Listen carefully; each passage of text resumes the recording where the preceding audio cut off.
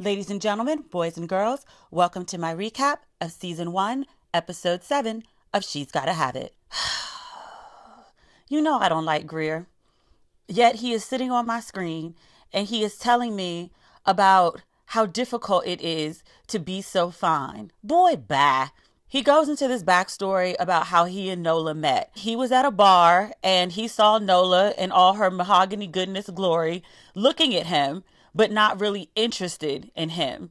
And he was confused as to how a woman could behold him and not yet want to do him or be with him. One, I can't believe Nola's been putting up with Greer for a whole year. As fine as he is, and I do think he's a nice looking man, his personality is so over the top and so disgusting that he's unbearable.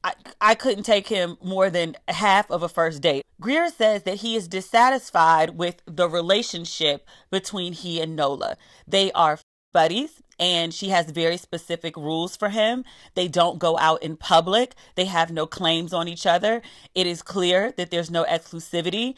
But after seeing Nola at her art gallery, he's decided that he's going to take things to the next level and that they are going to become more. It takes two people to decide to take a next step. Greer has decided unilaterally that that's what's going to happen. Does he want her, which is actual interest, or does he want her to want him, which is about his ego? I hate this dude. He's pretty sure that Nola's going to go for this. He went to the gallery opening. He didn't see anybody there who looked like they could be a threat to him, except Opal.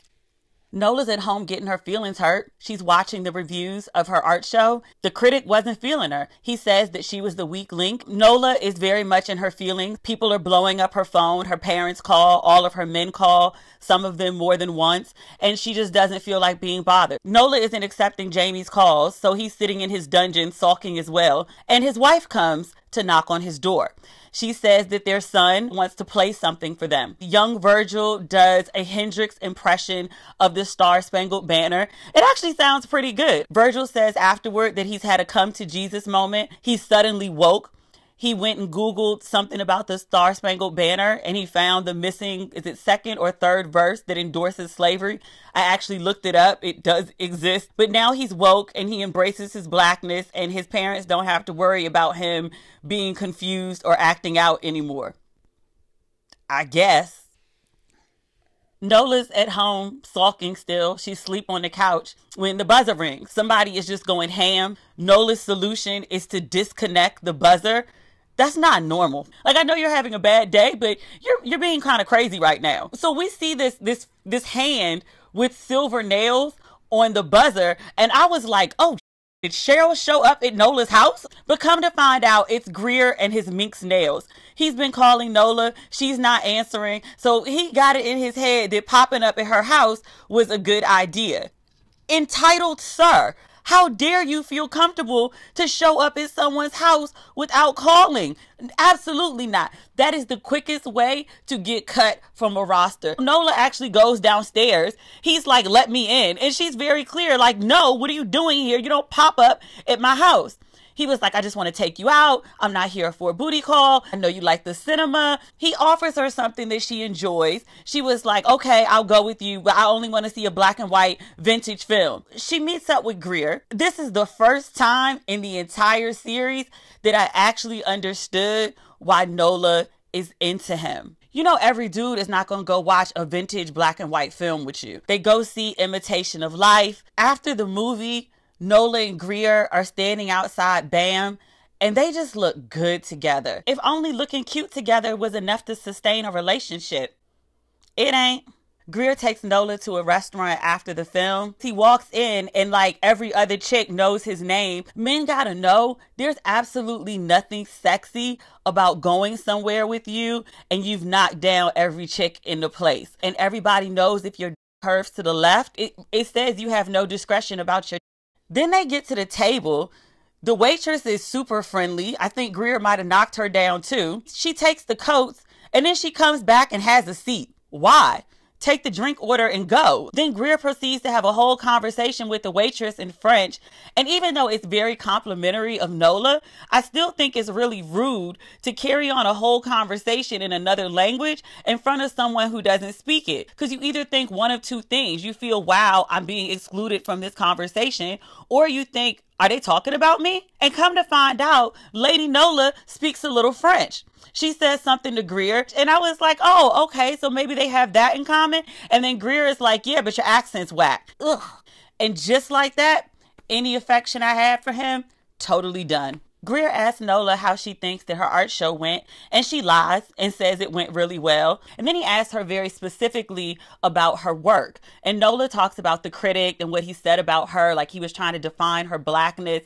And Greer asks her, and he was like, well, what was the connection with your work? And Nola can't articulate it to Greer. The critic asked her about her work, and she couldn't explain because she was distracted by her men at the show. But now Greer is asking her again, and she still doesn't have an answer. How do you expect somebody else to find the meaning of your work when you yourself can't articulate what it is? Like, she's saying the critic doesn't get her because he's white, but I think the critic didn't get her because Nola doesn't really get herself. Greer says he understands Nola's perspective about the critic not understanding her work and trying to define blackness. And Greer says people have a constant gripe with him about not being black enough because of his European background and his white mom. That's not people's issue with you, Greer. You're a narcissist. You're completely self-absorbed, and you're an I don't see anyone overlooking all of that and being like, oh, all that's fine. But the issue I have with you is your lack of definitive blackness. I don't really care about your minx nails. I don't care about your weird clothes and your haircut. I can't even get to the part about your blackness because I'm so stuck on you being a jack. So the two of them are sitting there having every black bougie intellectual's favorite topic. This is going in a good direction for Greer, and he screws it up. He says some crack about her art not selling. Nola is offended and gets up to leave, and he stops her. He tells the waitress to come bring his coat, and he pulls out a gift for her, a copy of How to Make Love to a Negro. I've heard of the book. I've never read it. Based on the title and Greer giving it to her, I was like, is he giving her an instructional manual on how to properly do him? Greer explains that the book is actually about two men living in Montreal and the white women who pursue them. Greer's gift is a warm-up to say what he really has been wanting to say to Nola all evening. He wants to go on more dates with her. He wants to spend time with her. He's talking like he wants to build a relationship with her. Greer must have zero emotional intelligence because he doesn't seem to see how horrified Nola is becoming at his conversation. Nola's like, I gotta go, and gets up and walks out, just deuces. What took you so long? All night, Jamie had been blowing up Nola's phone. He's in the dungeon again. He's feeling lonely. He has this gigantic portrait of Nola. I love that painting. I so hope the actress that plays Nola, DeWanda Wise, was able to keep that and put it up in her home. He's breaking the fourth wall, and he's explaining to the audience exactly what the deal is with him and Nola and him and Cheryl. His dad walked out on him and his mom. He never wants to do that to his family. He thinks Nola is his soulmate. He wants to be with her. He says he's stuck, and this is a matter of love, obviously, for Nola and the duty that he has to his family. And he wonders if he can give up his family for Nola. How do you even seriously contemplate this with a woman who looks horrified anytime you mention commitment? Nola's never said, I will commit to you if you leave your wife, or the only thing stopping me from commitment is that you're not really available. She just won't commit. You're considering leaving your family for a woman who doesn't answer your phone calls. Think about that.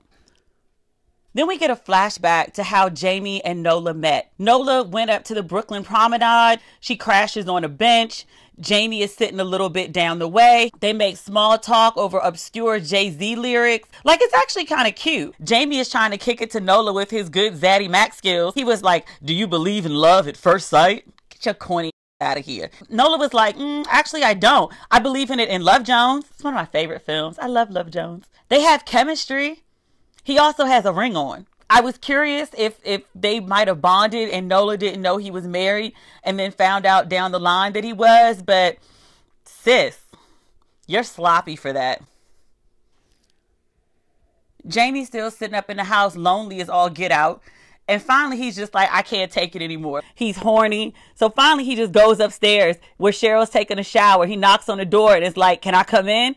And she says, yes. There's still something there between those two. And I'd rather see him work it out with his wife than go chasing after some 27-year-old who doesn't want to commit. Jamie and Cheryl just need to get a good therapist and work out their issues and see if they can find some romance and some love and some communication back in the marriage. What happens next?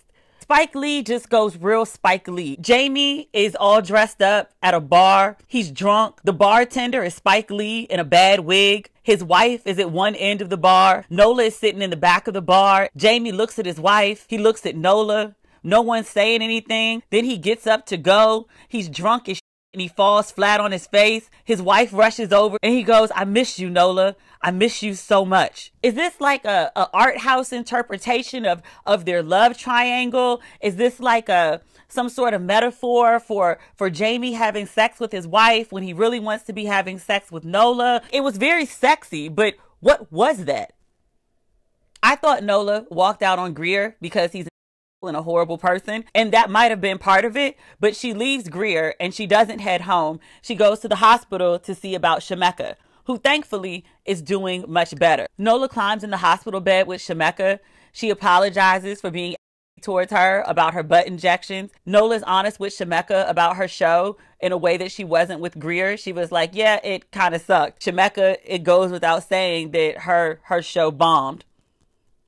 Literally. They patch things up because even though they've had a spat, they're real friends, they're real homies, they're real homegirls. Kisses, makeup, mwah, mwah. So, that is my recap of episode 7. Thanks so much for following along this far. Thank you always for watching. Thanks for subscribing. Please subscribe. I'll catch you very soon.